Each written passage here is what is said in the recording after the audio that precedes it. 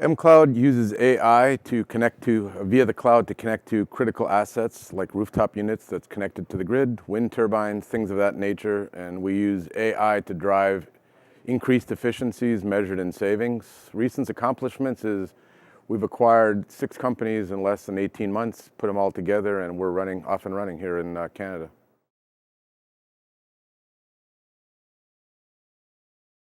Well, it's quite unique, actually. Our AI is used by big names like Lockheed Martin on the fighter jet program. It's used by Bank of America to manage 3,300 branches. It's used by Starbucks to manage over 1,000 stores.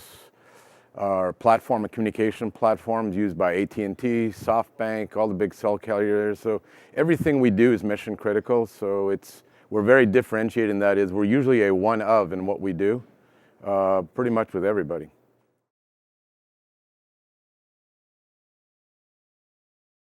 Well, in fact, on Monday I met with the chairman of SCN, who is appointed by or selected by the central government of China as the largest constructor of green buildings, commercial green buildings and shopping malls. The numbers he's talking about in terms of number of shopping malls he wants to apply AI to in the next 2 to 3 years is phenomenal. It's huge. It's not even a number worth repeating because it's too big to mention.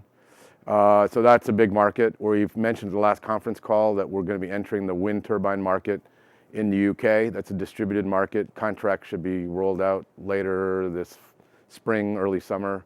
That comes in very large fleets. These people operate in hundreds and thousands of turbines, so that's important. We're also being pulled into our original go public was we were going to have 3 legs to the stool: buildings, turbines, and oil and gas assets. We're getting more and more pull to apply our AI and IoT technology in oil and gas. Our background, if you look at our background, is I used to be the president of Honeywell's Advanced Software Group. All we focused on primarily was oil and gas. Exxon was our biggest customer.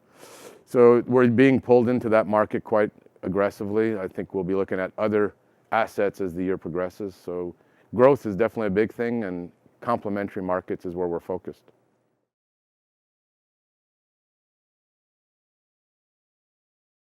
Well, challenge, we're an AI company, so we're at the leading edge, very much at the leading edge. Mitigating that challenge is the autonomous car industry. A lot of what we do, connected assets, mission critical assets, looks a lot like autonomous cars. So when Elon makes comments, like you said yesterday, that cars will drive themselves next year, that's very refreshing. That means the technology is being pushed to the limit, and we get the benefit of that. We run in Azure, Microsoft Azure. We connect with 4G, 5G is coming, although that's overkill for what we need, but nonetheless, it drives what we need to do. So technology, obviously, as an AI company, that's always the challenge, but the opportunity. So.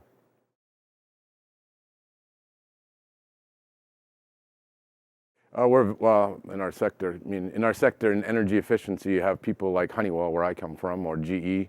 We're just laser focused on AI from the cloud connecting assets. So we're very, very laser focused. So we're differentiating, that's all we do is take AI analytics via the cloud and we connect to critical assets. So focus is probably our biggest differentiation.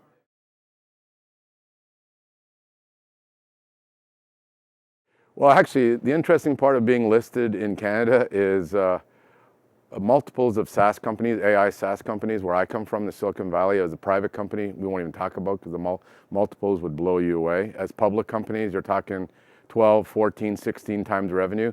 We're basically almost trading at 1.5 times our current revenue or our current run rate of revenue. So our biggest challenge as a Canadian listed public company is educating people on large doubling your company growth every year attracts a certain multiple, because you got to think of it as what's the net present value of the cash flows the company will create 5 years from now, 10 years from now. If it's a takeout, what will be the premium paid for that takeout? In our case, everything we do is extremely high barrier to entry. So the buyers will pay premiums for that. So I don't think anyone yet understands that this is a grossly undervalued stock relative to the valuation, relative to peers, to other companies like us in the US. In Canada, there isn't much else. So there's nothing really to compare it to.